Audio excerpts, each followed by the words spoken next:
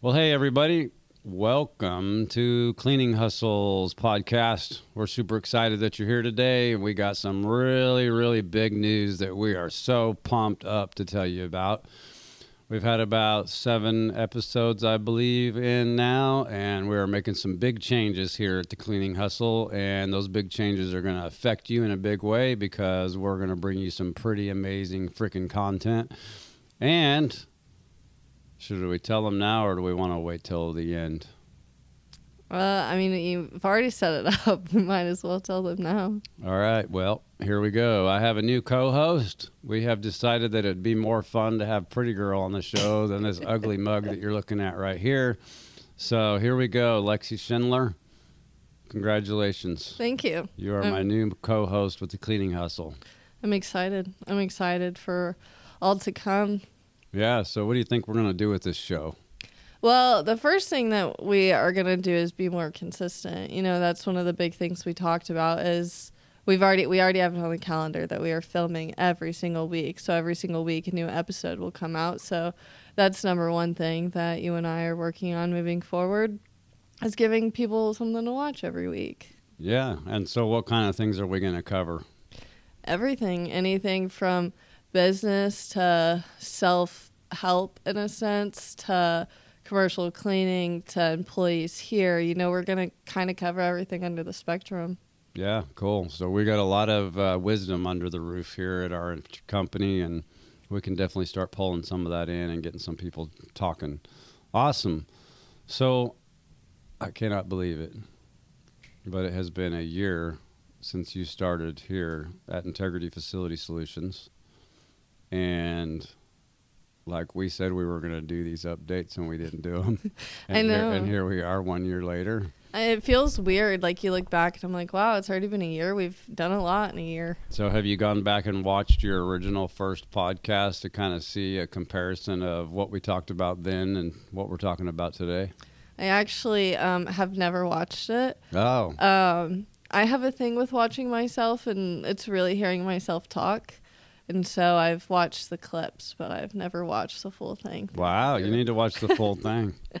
I like watching myself on podcasts. I like watching myself. I don't like hearing myself talk. Oh, you don't? You know, when it's like you play back a video of your own voice and you're like, that's what I sound like? You're like, oh, God, really? Yeah. And that's what you're like, do I sound like that on the phone, too? That's exactly how I feel. I'm like, You'll get used to it. Pretty soon you'll be a rock star and you'll be like, yeah, that's who I am right there. Mm-hmm. Cool. So let's talk about your last year here. We've had lots of changes in your career path. Yeah. I remember the one thing I do remember from the last podcast was I was trying to get my first sale. I hadn't even sold anything yet. Yeah. And so you had a record month here a couple months ago. You sold 9 new contracts in 1 month, which is fabulous for our industry. Yeah. And then today you ended up closing your first fairly big deal, $20,000 a month. Yeah, and we opened a new market by closing that too. Yeah, so now you've thrust us into the Denver market, which, well, you know, I have history with Denver since I grew up there, so I'm not sure I'm that excited about the Denver market. No, I am. I'm kidding. Any place we can go to be of service to our customers and help clients with problems in cleaning, that's what we want to do, right? Mm-hmm. So, well, give us your number one takeaway that you learned from being over the sale. Well, not really over in the sales department, but now you're over some divisions. So kind of talk through that a little bit. Yeah, I think my one key takeaway is, I talked about this in the last podcast too, is that you're never too young. Like, I think every single day here I have someone tell me like, I can't believe you're, well, I'm going to say 21. I'll be 22 in a couple of days. 3 days. By the time this gets published. Yeah. And they're like, I can't believe you can do what you do and know what you know at your age. And so I think my biggest thing is, for the longest time, I was like, oh, I can't lead. I'm only 21. Like, oh, I can't do this. Like, I'm still so young. And there are a lot of people out there that still don't believe, like, I should be in the positions I do. Over the last year, I took over the Dallas marketing team, and we moved the Dallas marketing team here. And so being a manager over a team of people when most of them are triple your age can be I don't know if I'd say triple. You might offend some people. Sorry, Maybe double. Double. Definitely double. Definitely double your age is a little scary because, some people look at young people and they're like, oh, my boss is not going to be younger than me and things like that. But so far, I feel like I haven't had any issues with that. And the team that I have under me, I feel like respects me more than they would someone of their own age sometimes. I think them seeing me where I'm at 21 gives them the push to want to go further. So I feel like, to me, I was really nervous that they weren't going to take me seriously. They weren't going to respect me. But in reality, I think it's making them work harder because they're seeing where I'm at so young. Yeah, that's awesome. That's awesome. Leading by example. And I've seen it too. I think that, there's no issue whatsoever. I think they all have very much respect for you. And so, but it is a challenge when you're young it's funny how I remember when I was younger and I always had, when I was younger, I had a mullet. And bad decision. Great decision. But I remember, as I was not much older than you, I was probably your age. I was your age. And I remember interacting with executives and I had a mullet and all that stuff. And I always thought to myself, man, it's, I'm just young, try to earn people's respect. And then when you get older, you're worried about being too old. Like, so where's that happy place? So I don't really think age even matters. I think that what you bring to the table is what's important, and you bring good work ethic to the table. You bring good leadership skills. One of the things you've really helped with here at IFS is culture and team building. Mm-hmm. So let's dive into that. Talk about your team building thought processes, your, things that you've brought a lot to the table in that area, things that I would never do or have the energy for. So talk through that. I feel like culture and mindset are my two big topics. Like, if anyone were ever to be like, you have to speak on something, it's always either culture or mindset. And I think it's important for people to love where they work. I'm not saying that they didn't love it here before I came in and did all of this, but people need breaks. They need a couple of hours every once in a while to unload from the work, to actually spend time with their coworkers. And ever since we started really like the culture and the team building, we've all gotten 10 times closer. And I don't think that necessarily would have happened as quickly if it wasn't for the team building, in which, for everyone out there, we started with weekly team building events. We transitioned to monthly now because we wanted to do bigger things then. Just once a week, we kind of limited our realm of what we could do. And so we've done murder mysteries where someone in the company was a murderer. That was Jay. We just recently did an Easter egg hunt, and I have never seen more grown people try to tackle each other in this office than I have during that. They were sprinting around here like madmen. Next month we're doing golf for the guys and a spa day for the ladies, and I think everyone's really excited about that. But I had people talking to me that I don't typically talk to on a daily basis because they've gotten so excited. Like, when we first started it, people were a little weary, like, oh, I have things to do. Joe actually came up to me today and he was like, Lexi, we have to go to medieval times for a team building event. And I was like, okay. So it's like giving people something to look forward to, making me closer to the rest of everyone, but everyone close to each other. Yeah. It's just been really good to, Yeah. Well, and I think that what I've watched with your leadership, and it is genuinely leadership, is that people didn't understand what you were trying to do initially. And there was a lot of resistance to I think people envisioned it like we were going to sit around in the circle and have to share a bunch of personal things and get emotional and all that. And they didn't really envision it as a time to just decompress and let your hair down and have some fun. Mm-hmm. So I think that it's been great to watch IFS evolve through all of that. I had lunch with a couple of the ops ladies a few weeks ago, and we were talking about, the times that we've had our team building events, or, we went to, what was that place we went to with the bowl games. Yeah, bowl games. And one of them just looked at me and said, well, what I said to them first is I said, I understand, since I've been in operations, I understand the pressures that come along with customers complaining and just everything that's involved in operations. Since, all the years I was in operations, it's one of the most thankless jobs there is because you constantly get yelled at. And so I said, one of our objectives behind doing our team building things and trying to develop our culture is that we want to give you guys an opportunity to just step away and decompress and not have to worry about problems and things like that. And one of them turned to me and said, you have no idea what this does for me. She said, I have to work all day. I go straight home. I put on my mom hat. I cook dinner. I take care of my family. And then sometimes after I get done doing that, I have to go back out to a building at 10 o'clock at night. And she's like, that 1 or 2 hours a week that we get being able to just not think about work and just have some fun with our coworkers has been just a huge thing in her own life. And so, yeah, you're doing a phenomenal job on that. And it's I know it's only going to get better with time. And, one of the things with us at IFS is we really want to have a reputation of being a great workplace, having a great culture, being somewhere that people want to go to work. They want to get up in the morning. And I think these are all pieces of that. I saw something on LinkedIn actually this morning, and it was like, a great culture is more than just swag or giving people, like we have our IFS tennis shoes and things like that. But a great culture is genuinely actually caring about your coworkers and getting to know them on more of a level than just, oh, this is so-and-so that I work with for 8 hours a day. And I've always said, you spend more time at work than you do with your own family, so why not enjoy being there and hanging out with people that you enjoy being with? So, yeah, it's amazing. It's a lot of fun.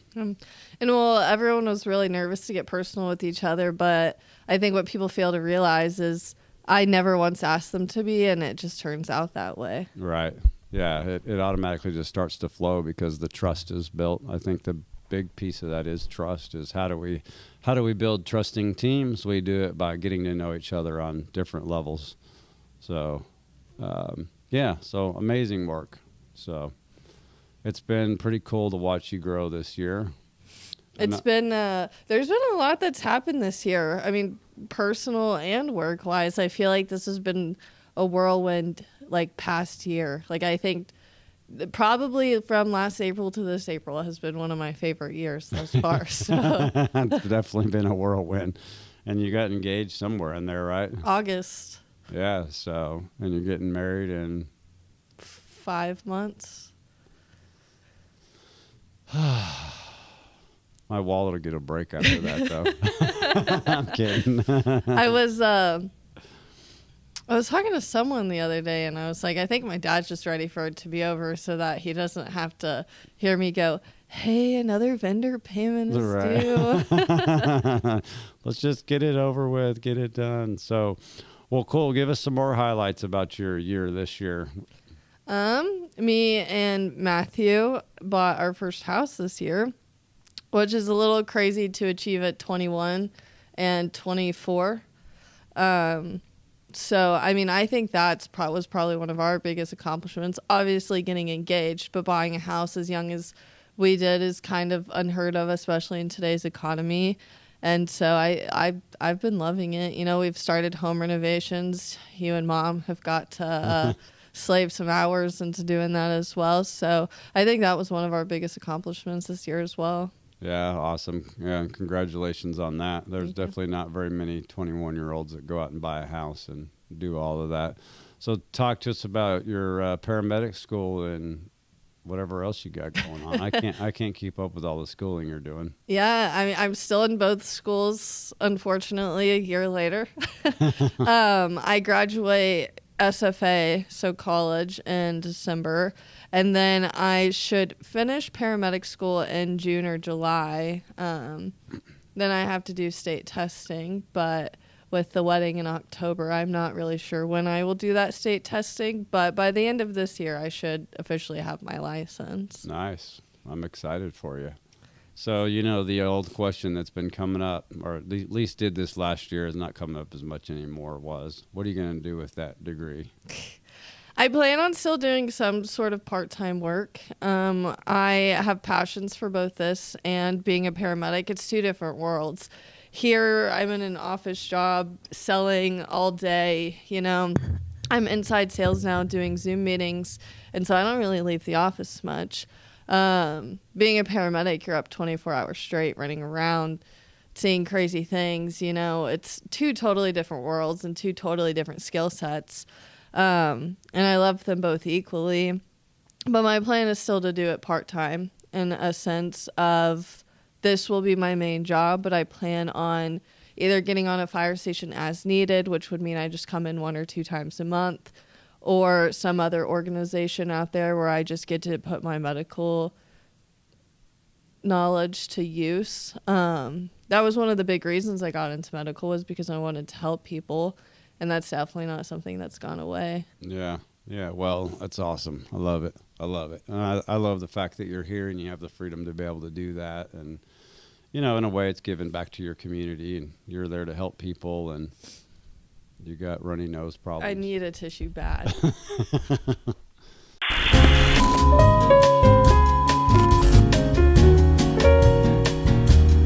So, yeah, that's awesome. Anything else you want to share? I mean, you may have a lot of young entrepreneurs watching this channel, so we want to kind of talk about what that looks like for you. What does your future look like in this company? Well, I'm hoping it looks like a lot of success. I mean, just in the past year, I'm about to get my first national account where I never even met the CEO, but because he heard what I did, he is personally asking to meet me and wants to give me every single one of their locations across the United States, and it's a very well-known company. So that is very exciting. I just became the Dallas marketing manager back in January, so I'm really hoping to grow that team out, make more sales. I want to do bigger things. I have so many goals, and nothing is ever good enough for me, and I feel like that's the mindset you have to have. Like the account that we closed today, it was huge. It's not good enough. I want more, and I think that's the kind of mindset that you have to push forward, because if you're just content with where you are, you're never going to grow. You're never going to reach higher potential. So that is always my mindset. It's just that what I'm doing is never good enough, and I want to keep doing more. Cool. The secret Kleenex box. Thanks. Okay, where were we? Oh. What were we talking about? Never, what you're doing is never good enough. Oh, yeah. Continue that thought.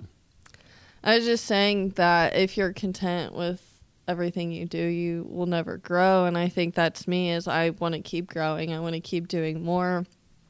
I'm young, so in my mind, I'm getting married in October. So my entire thing right now is trying to set us up for our future as well. I mean, he is too, but, me, I'm like, I want to be able to do what you did for me and be able to provide our kids everything, spend money on them and give them the opportunities and the vacations and the anything they want, just like I did, because I don't want my kids to grow up where I'm like, sorry, no, all the time just because I can't afford it or because this and that. So I'm trying to work as hard as I can now so I don't have to work as hard then, so that I can spend more time with them and do more fun things with them. Yeah, that's awesome. So what's one piece of advice you would give to a 21-year-old person that's trying to figure it out? Maybe they don't have the same opportunities you have, but what would be one good piece of advice that you would give somebody your age? Kind of a two-part of advice is number one, find a mentor. Find someone that does believe in you at your young age, and that will give you the guidance and the opportunities that come with that. I probably have 14 of them now, but when I first came on to this company, I had you and only you. And then my second piece of advice that is just don't listen to what other people have to say. Everyone's going to have, not everyone, people are going to have negative opinions about what you're doing being 21, or that you're too young to know that, or too young to have experience, or too young to do this and that. And if you listen every single time someone says that, then you won't get anywhere. I've gotten to this point because I didn't listen to anyone. And I think it's just about putting time in. A lot of 21-year-olds want to They don't want to work. They want to go hang out with their friends. You know, they want to have a social life, which of course I do too. Trust me, I do. But I'm also in 2 schools working a full-time job. So my weekdays are wake up at 5:30 in the morning, work till 3:30 or 4, and then study, and then go to bed. I don't really, every once in a while we'll get dinner on the weekdays or this and that, but I preserve my weekends to have a social life, have fun, go out, do all of the things. But you have to be willing to put that time in at this age and be willing to give up a little bit of that piece of, some of your friends may not have full-time jobs and they get to do whatever they want, go hang by the pool during the week. And you just have to be okay watching that because you're already ahead of them, you know? And that's the thing that I like to look at is some of the people in my life who are getting to do all those things. That's fun for them, but I'm going to get to retire young. Right. Yeah, you know? you'll be So way ahead of them. you just have to be okay having a little bit of FOMO. A little bit of FOMO. That's funny. All right. Anything else you want to say? I don't think so. I'm excited for what's to come and all of the fun things we're going to have on here. I think we'll keep it a secret a little bit longer of details of what we have in store, but I know we have some phenomenal guests lined up that are really going to bring value to this, and that we're going to spend a lot of time really mapping out what this channel is going to look like and how it's going to support our peers in the cleaning industry. And hopefully we can bring some good content and some good balance between my old age and your young age, and you can bring a fresh new approach to it, and I can bring what my 30 years plus 40 years plus of experience in the janitorial business together, and we can really, you know, I mean, the whole point of this channel is to help individuals that may be struggling or are not inspired, and maybe we can inspire a few people to, you know, explore the option of becoming a janitor. you actually just gave me a really good idea for another episode. Oh, yeah? Yeah. You want to share it now, or are you going to wait? We can share it now. I think it would be really fun to do an episode on the new generation that's coming into the, you know, property management business world and how you kind of have to transform your business to get their business now, because I remember when I came on, I was like, you're doing things all wrong. Like, if you want to get these young people, we have to do this totally different. And we have pretty much changed the way we have done things completely based on today's society. And I think some people are still stuck in the old way. So I think it'd be really fun to do an episode on how to kind of transform into the new generation. Yeah, I love it. I love it. Yeah, and that's so true. I always say if you don't bend, you break. And the ability to be flexible in business and understand that markets change and things shift. And when those things do change and do shift, that you got to roll with it or you'll be left behind. Mm-hmm. And that's why I believe a lot of businesses fail, because they don't have the ability to pivot and shift where they need to and come up with new ideas. And so that's cool. Yeah, let's do that. And I think I've even got a guest that we can pull in on that, and we can do that. So, yeah, that's cool. All right, well, we'll keep it short and sweet today. The point of today was really to make the big announcement that Lexi is now the co-host of Cleaning Hustle. I got to hold on to you being a Schindler for a few more months, and then it'll be Lexi Mitchell. So y'all get used to that idea. All right, well, thanks for watching us, and we'll see you soon. Bye.